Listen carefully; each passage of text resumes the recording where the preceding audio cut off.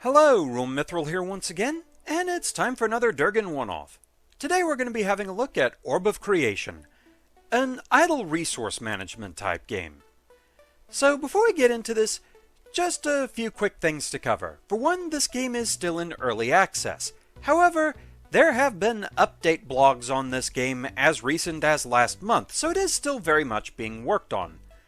Second, when you download the game, there are currently two versions of it that you can select between.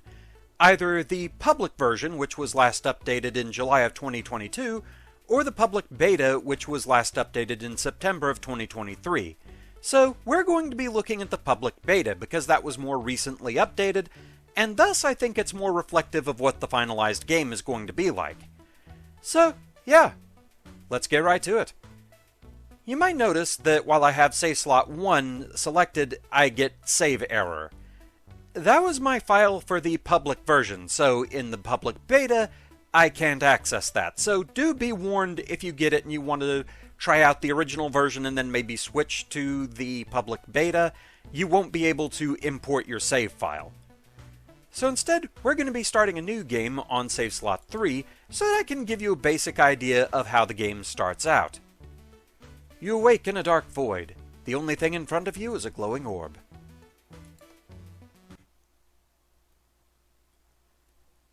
And so indeed, it's just an empty void.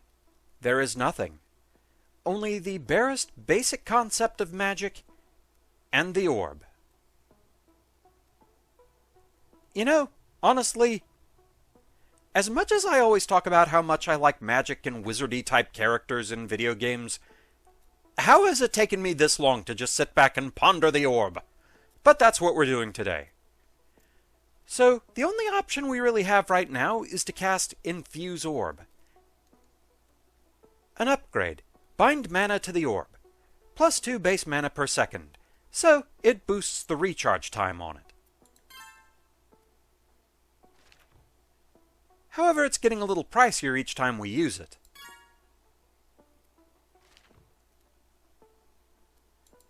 One more, and we simply cannot afford another upgrade.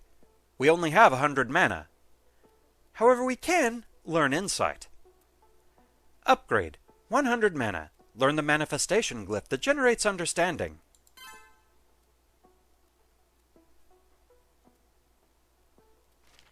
And with that, we have access to a spell book.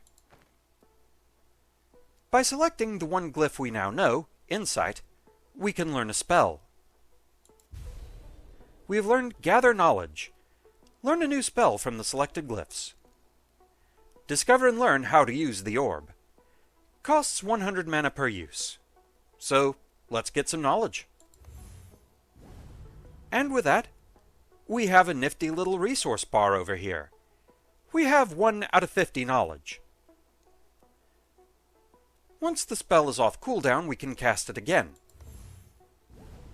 And now we have enough to cast Wizardry. You're starting to recollect yourself and your abilities. Unlocks Wizardry upgrades.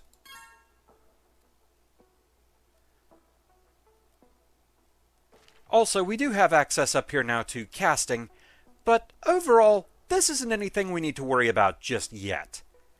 As you can see, you do get experience for casting spells. Like I said, this is something that we'll worry about that later on. Wizardry. This is permanent upgrades for the orb. However, we need a bit more knowledge for this. Wisdom. A core mental attribute, improves your mana reserves. So, purchasing this, we now have a higher capacity for mana. And thus we can go ahead and upgrade the recharge rate again.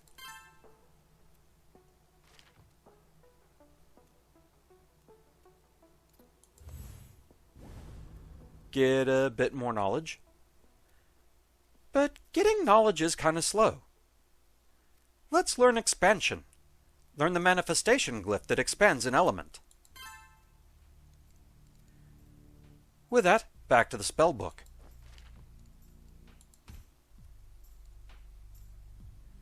Learn Whirling Divination. Well, we can't quite yet. we need a bit more mana.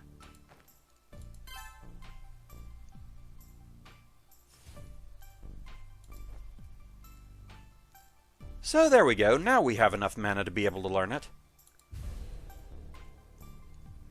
Whirling Divination empowers the ability to divine, increasing the power of all spells with the divining tag. Which, if we look over here, Gather Knowledge is a basic divining cantrip. So, with this in play, this will be stronger. Here in this toolbar, we can see how long that spell is going to be active.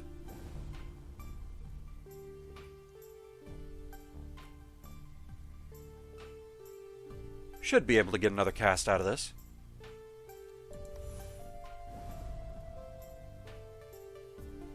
Once this timer runs out, Whirling Divination will go on cooldown for a bit. Get one more use, and there we go. We'll have to wait 30 seconds to be able to use that again. With this, we can buy Spellbook loadout. Learn how to add, move, and remove equipped spells.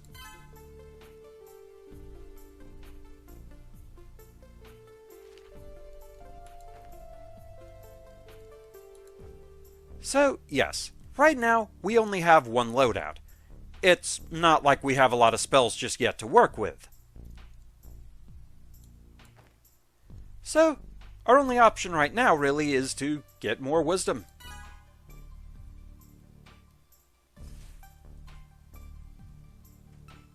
Let that charge up, and we can infuse the orb again.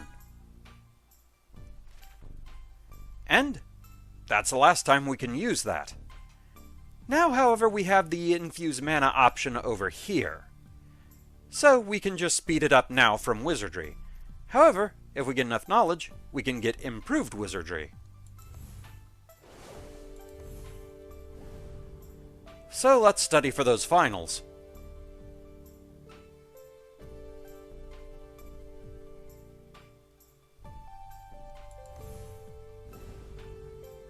Not quite enough just yet.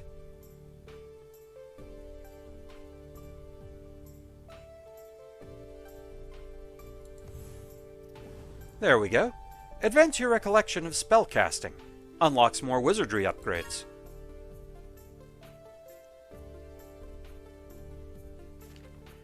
So now we can get Resilience and Aptitude. Resilience improves the passive generation of elemental type resources. Aptitude improves your ability to divine, making divining spells such as Gather Knowledge stronger. So, as you can see, sometimes you'll have to spend more than one resource type. Here we need 20 mana and 2 knowledge. But over here we have spell advancement, though we are going to have to beef up the orb a bit for that.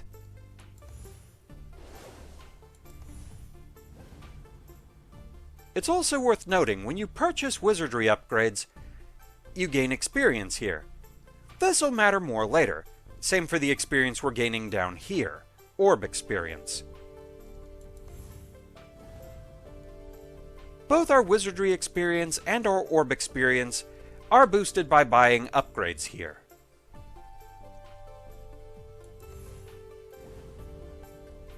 So let's go ahead and get more wisdom, just as much as we can, because right now we have a goal of getting to at least 800 mana. May as well infuse mana while we have enough.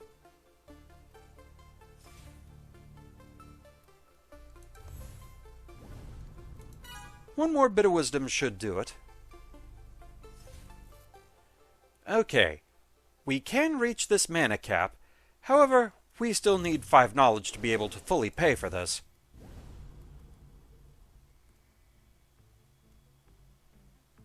So at this point, I'm just going to get as many casts of Gather Knowledge as I can before this cooldown runs out, so that if I have any left over, I can get a few aptitude levels, maybe.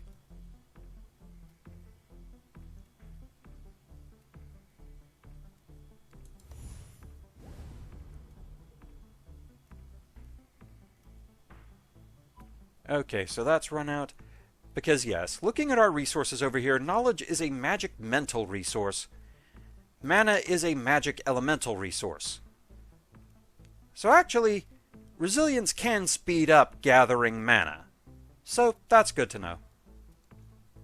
But we can now purchase spell advancement. Unlocks the ability to level up spells.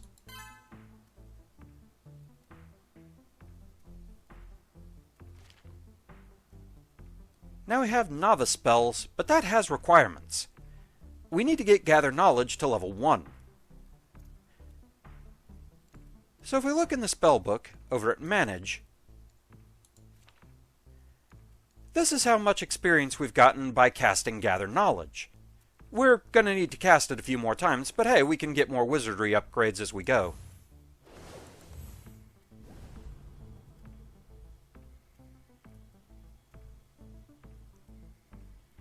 And we can infuse mana whenever we can. Get some aptitude to start strengthening Gather Knowledge.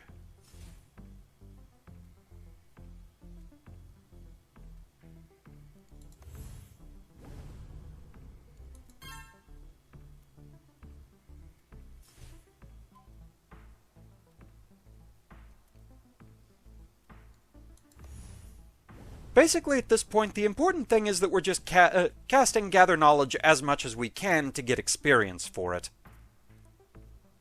So even if this is on cooldown, we want to keep casting.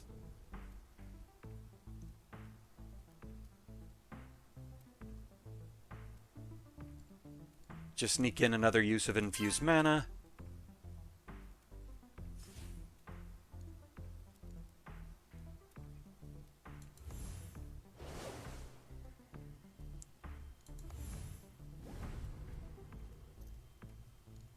Bit more aptitude.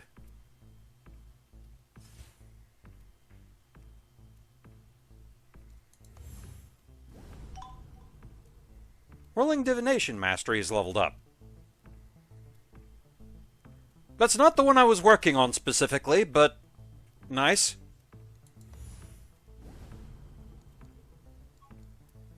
Go ahead and get a level of Resilience.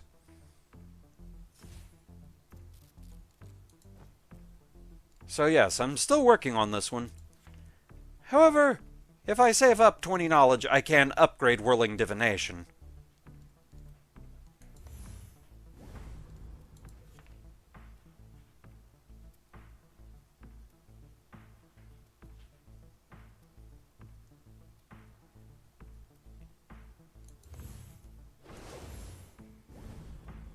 It just had to do things the silly way and let me master the one I wasn't actually actively working on. The thing is, I think as long as the countdown is going here, it's counted as the spell being in effect, so you are passively gaining experience for it, even without actively casting it each time. So, yeah. We're getting there.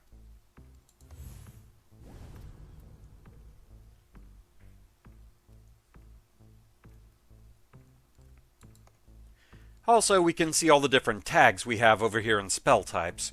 Basic, Cantrip, Charm, Divining, and Expansion. As you level up your spells, each rune that is part of a particular spell, or each tag that is part of what that spell is, that too will get leveled up. That's important for other upgrades.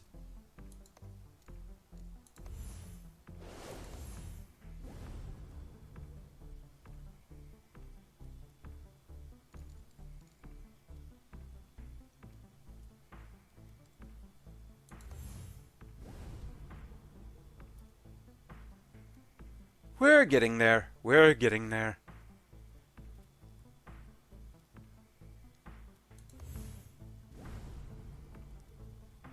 Couple more uses ought to do it.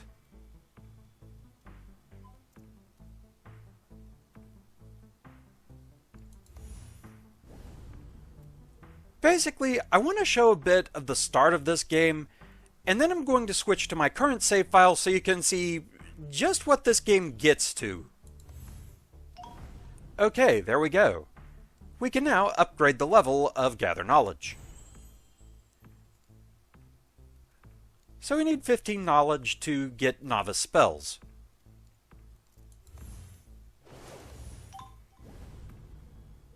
We also have one casting level, which, at the moment, doesn't really matter to us too much. It's just our proficiency in casting spells.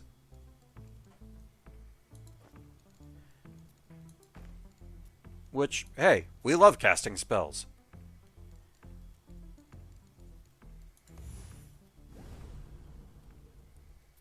Shadow Wizard Money Gang.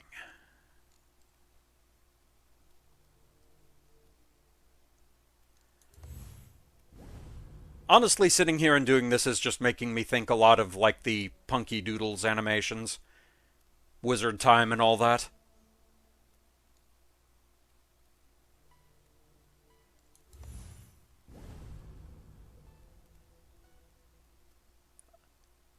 A fun time, those videos.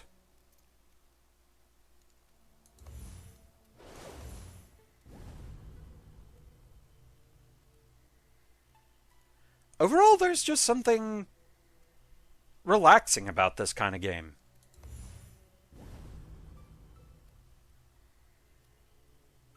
I have been dealing with a good bit of burnout lately, unfortunately, and honestly, I feel like this has been helping a bit. It's been helping me relax. I've needed that. Okay, increases the amount of glyphs you can use to create a spell, allowing you to create more powerful spells.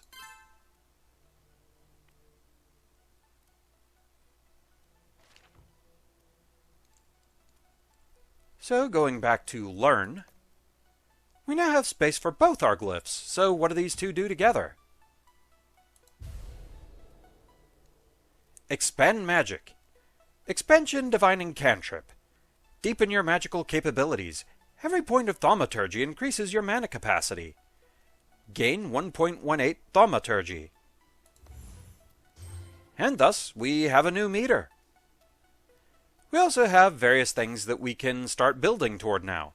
Spell output level, augment table, bandwidth, and improve whirling divination, but that has requirements. We need to upgrade whirling divination on our own, which, well, we can. We just need to get enough knowledge to do so. Specifically, we need 20 knowledge. Okay, that one is also divining, so we can improve that a bit. And as long as we keep Thaumaturgy on hand, it also increases our base mana. Certain resources do have odd effects like that, or different ways they work.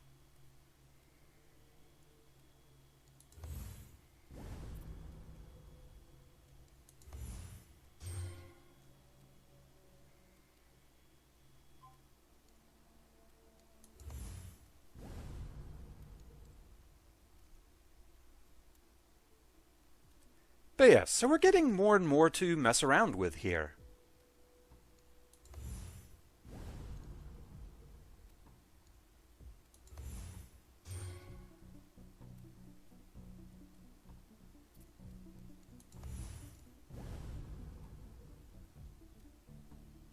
I think the quickest thing we're going to be able to get is augment table, or well, we can get spell output level, so yeah, let's go ahead and do that. Learn how to modify spell output level via the casting tab.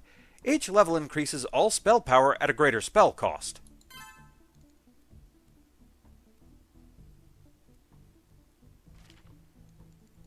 So, going over to the casting tab, we can buy raise output level, though we do need more knowledge for that.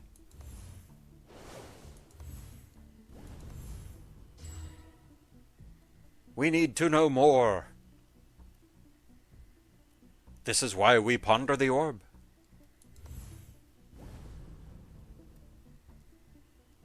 In the hopes that it will tell us its secrets.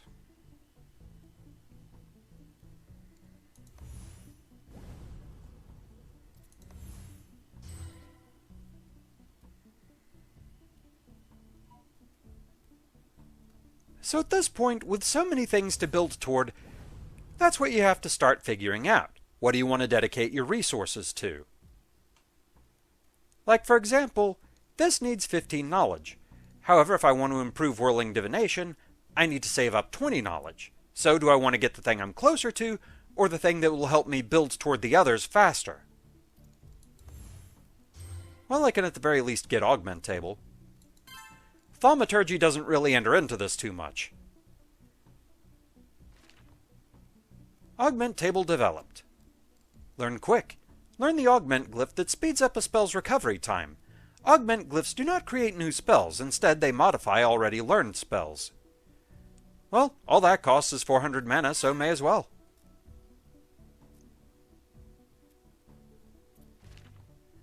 Learn heavy.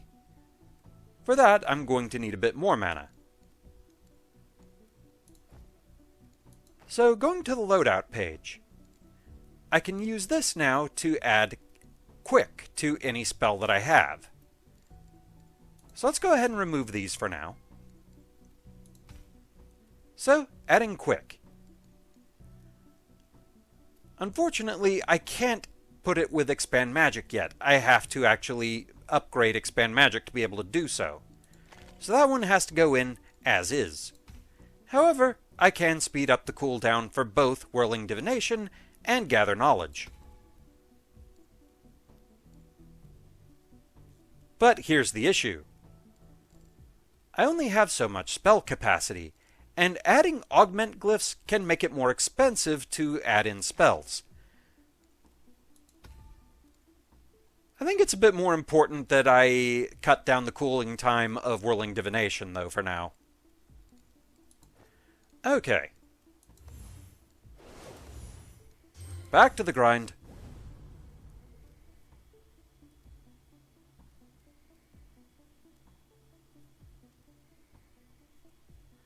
So now when Whirling Divination wears off, it'll actually take less time for it to be usable again.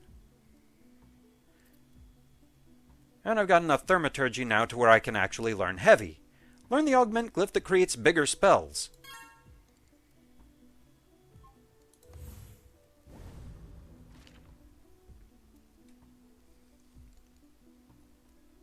Improved spell weight. Improves your spell capacity, enabling you to equip more charms and augments. That's pretty nice.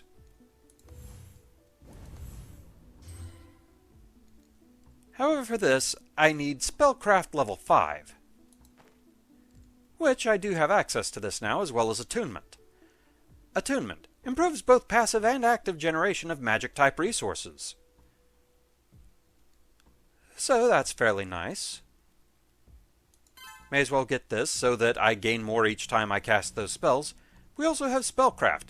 Improves the amount of mastery experience generated per spell cast. So, if you're looking to level up your spells, having this is really good.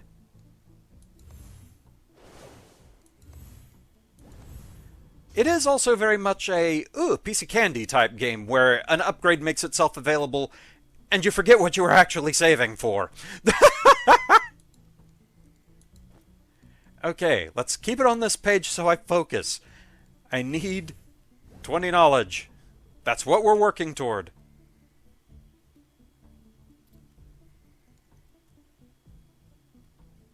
It honestly may be worth putting the heavy glyph on Gather Knowledge. However, I am going to have to wait to switch some things out. Because you can't switch out a spell that's on cooldown, and if I want the capacity to do this, I think I would need to remove Quick from Whirling Divination.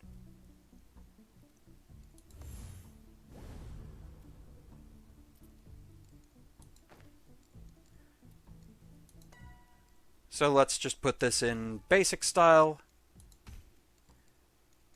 Get rid of that. And now we have heavy Gather Knowledge.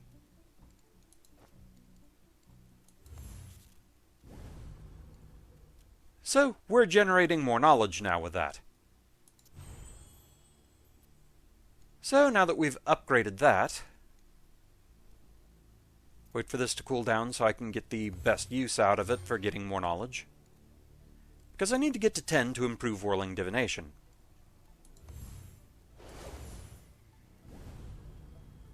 So yes, now we're almost getting 4 knowledge per use. At least as long as Whirling Divination is in effect. However, having heavy on a spell makes it take longer to recharge. It's all a balancing act.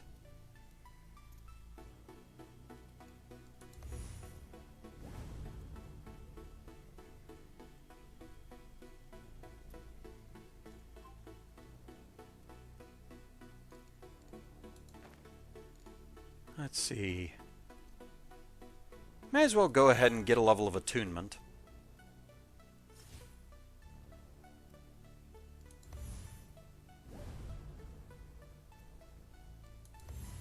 With that, we can improve Whirling Divination. Improves the spell Whirling Divination, causing it to reduce Divination spell cooldowns. So, that's nice to have.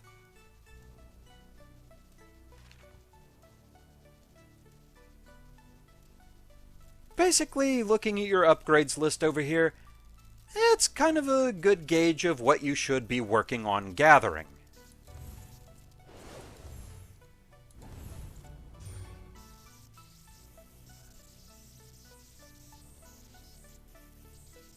So yes, getting bandwidth will make it so that we can equip another spell, which even though we only know 3 spells right now, you can have multiple of the same spell equipped. Kind of a way of getting around cooldowns. And this, we need Spellcraft level 5. So we may as well work on that a bit.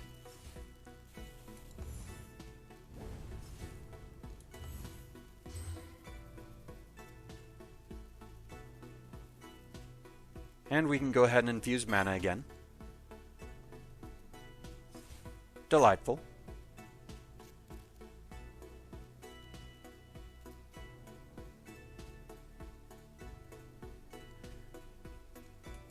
So yeah, we've almost been going like 20 minutes here, I think.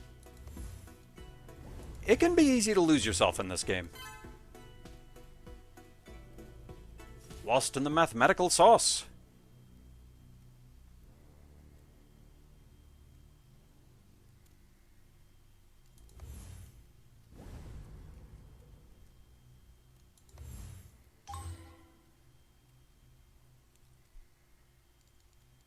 Can we go ahead and upgrade that? Yes, we can.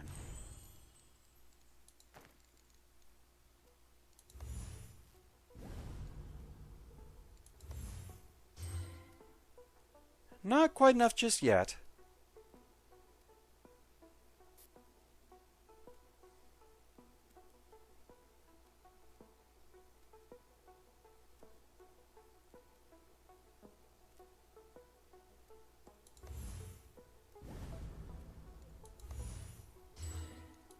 There we go.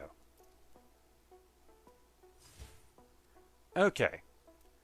So I'm going to need more wisdom and 8 thaumaturgy for this.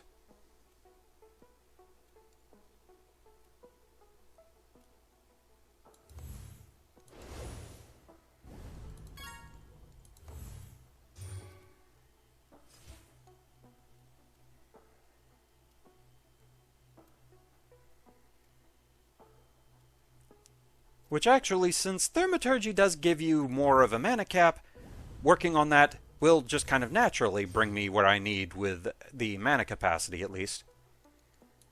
But having more real mana is a good thing, because if you have to spend thaumaturgy on something, you suddenly might not have the mana cap you thought you did. That is a problem I have encountered from time to time.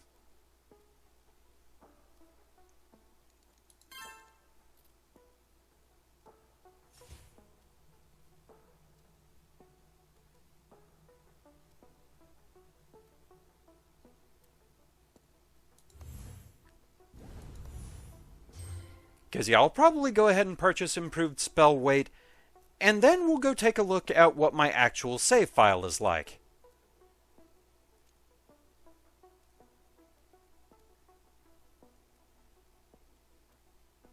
Because this very much isn't the type of game that you're meant to just sit down, play for hours on end, focused only on that, and nothing else, you know? It's very much a pick up and play for a bit, let it idle in the background to get resources recharged, things like that.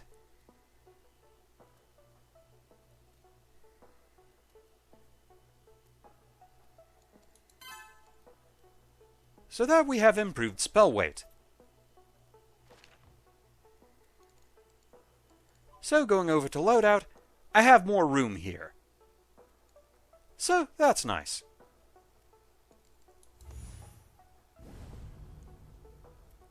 And so this is overall the basic flow of the game.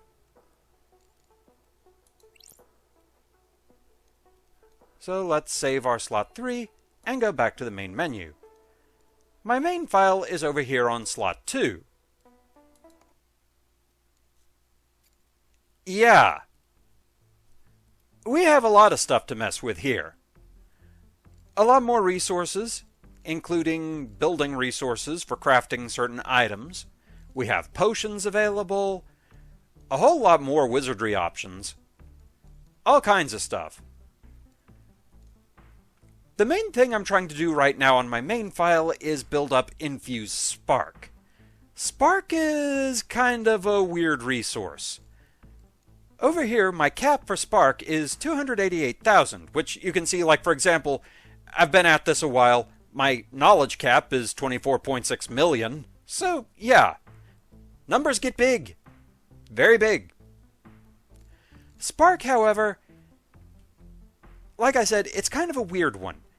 It has an equilibrium rate, where it balances out. For example, right now, I balance out at a paltry 11.2 thousand out of 288,000 Spark.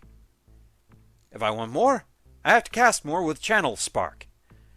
Infused Spark gives me a better base rate, though, for once it equalizes, so I've been trying to raise that. You might be asking, but how am I supposed to get up to 404,000 if my cap is 288,000? The caps are more of a guideline. You can very much cheat them. It is worth noting, however, that Channel Spark is very much a channeling spell, and if you try and cast again while one is active, it interrupts that one, so you are not served by spamming it. Instead, it's better to wait for one to run out, then cast anew.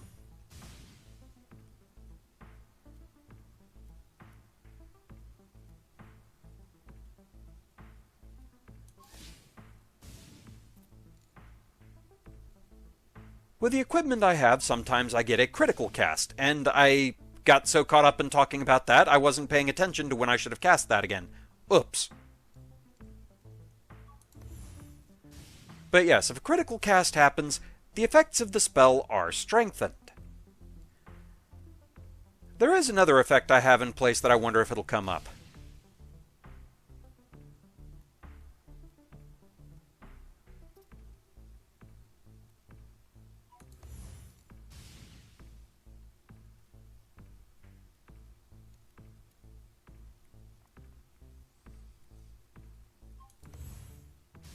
So yes, we still have a way to go as far as building this resource.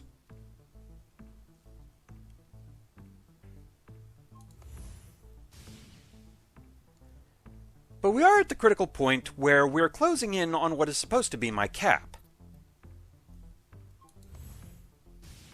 However, we can go beyond. And you can do this really with any resource. The thing is, most resources, you're not going to be able to do much with that. Reason being, something like Gather Knowledge just gives you a set amount, and if you go beyond the cap, it very quickly tries to delete what you have beyond the cap. However, Channel Spark, it doesn't quite work that way. It just generates spark as long as the spell is active. So, if you wait and then cast it again once that's worn off, you can just chain it and generate as much as you want. So spark is very weird that way. However, you can still occasionally use this on other resources if, like, say, for example, my cap on knowledge is 24.6 million. If I had an upgrade that needed just slightly more, I could use Gather Knowledge to get past that amount and quickly get that upgrade before it tries to delete what I have beyond the cap. So it is a fun way to kind of try and trick the system sometimes. So now we have enough to buy Infused Spark. Lovely. And with that, my equilibrium point will be a little bit higher. So yeah, this is overall what I've been spending my time doing. So another thing I can go ahead and talk about now is the experience bars. What's the point of that? Well, each time you complete an experience bar, you get an advancement point. For example, getting enough orb experience by buying any upgrades whatsoever gives you an orb advancement point. Wizardry experience, however, will give you 1 magical advancement point and 1 glyph upgrade. So what do you use all this for? Over here in Scholar, which you'll get eventually as you play through, there's Research. And here's where you spend your upgrade points. I technically don't think I have anything right now where I have the right combination of research points to be able to do any of these upgrades, but these will open up more and more of the game for you. Getting certain upgrades will make new systems available to you. Over here with the Orb, with Expert, you can upgrade certain facets of what you're doing. For example, Expert Wizardry. Every point of this that you get, it unlocks more spell slots and more powerful spells. So, it is quite useful to have this. But you may also, for example, want to boost Scholar. Improves overall scholarism, concept power, and psionic spell power. Unlocks more mental-related abilities. So, there's all kinds of things to do. This is very much a fun little thing to have on in the background while you're doing other stuff. For example, if you have a dual monitor setup, you can have this on one monitor, just look over and when you need some input. Because as you can see, I have recharge rates on most of my resources to where they build over time themselves. I don't have to sit there constantly casting Gather Knowledge anymore. Over time you build up what are known as auras, which these affect certain resources and make them automatically charge over time. Very useful. And so I can just leave the game idling in the background, go work on something else, look over and see, oh, that resource is full, so I need to do this, and go back to what I was doing. Yes, with the power of dual monitors, I can now ponder the orb while I also ponder bunnies. These are exciting times. It seriously just feels really nice to do that. It was a bit touch and go trying to figure out what we had to do. Thankfully, Pink and Chompy, they were the ones who helped me build Groose in the first place. They knew what it was we were having problems with, because my uncle and I, we were trying to set up the dual monitor. We recently put up a new shelf in my room so I could get stuff out of the way so I could have a second monitor. But when we looked at where to plug it in, it was this weird port type we had never seen before, that half of it looked like it wanted to be USB, half of it looked like it wanted to be HDMI. Apparently it's something called DisplayPort. So we had to get an adapter for that to be able to plug into it, but since we got that, it's been working beautifully. I've entered a new age of power. This is going to be so useful for recording, because now, for example, when doing Battle Network stuff, I can have maps up over on my other screen, so I don't get lost as easily. That alone is going to be oh so useful. It feels so nice to have that ability now. It is something I specifically wanted to be able to do when they made Groose for me, to be able to have that as something I could do, but then it just worked out to where a lot of junk ended up in the way, and only now have I been able to get it out, move it somewhere else, and have this set up, and it is lovely. Oh, the power. Yes. And so with this, yes, for a while now I've just been messing with Orb of Creation, and it's just a very nice, charming little time sink. I love it. I love magic-y stuff, even just the icons for all these different book types, all little icons for each of the resources. I love that kind of thing. I don't know what itch there is in my brain that stuff just scratches so perfectly. It's a weird tangent to go on, but for example, Smash Brothers, I've always loved the different little icons for each universe that's part of the series. I've always loved that. It reflects with back when I had to more frequently do the refreshing pause stuff back on Cyber Dragon, where I always had to be cautious about the recording methods I had at the time and thus had to record in smaller bursts. I kind of based those pause screens that I had of what would I use for a Smash Brothers icon for this franchise. And I always had fun coming up with that. But yeah, I love little sets of icons like that. An odd little quirk of the Durgon. But with that, I think we've basically shown what this is all about. Like I said, There was a recent development blog post about this last month, so from the looks of it, it is shaping up pretty well. Like they said that there were, I think, 3 major systems that they're still kind of working on, and 2 of them are at like 80% and one's at 40%, I think it was, they had estimated, so it is coming along quite nicely. So hopefully before too much longer this will get its full release, and I'm definitely looking forward to it. But with that, thank you very much for watching, hope you enjoyed the video, and I shall see you again next time. Until then, the orb! Ponder it! Keep on pondering it!